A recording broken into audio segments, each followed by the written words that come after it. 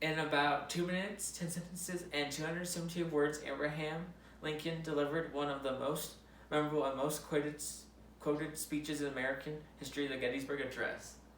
It was given on November 19th, 1863 at the dedication of the National Cemetery in Gettysburg, Pennsylvania, at the end of the American Civil War.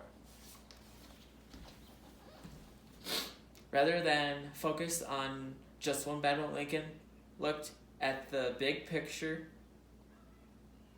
He mainly talked about preserving self-government.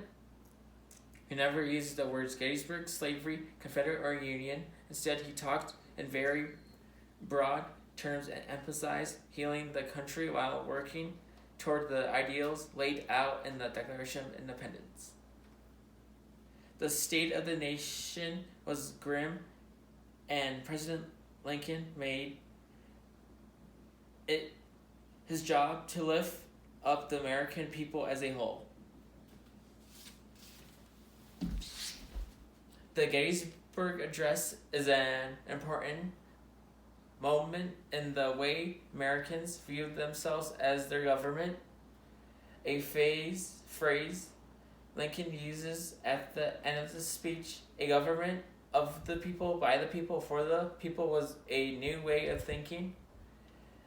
Before that, people had talked about ending slavery but did not talk about equality. Lincoln introduced the concept that we as humans are at least created equal. This was a fairly radical idea. We can learn a lot about public speaking by studying the great speeches of history. The Gettysburg Address is one of the greats. Lincoln took his audience on a journey. It began with the founding of America and ended at a crossroads. He wanted to make sure that Americans chose the right path.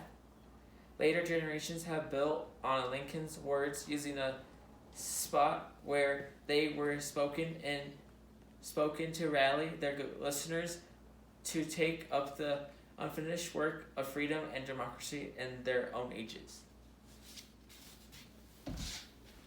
Lincoln said about his speech, "The world will little know nor long remember what we say here, but it can never forget what they did here."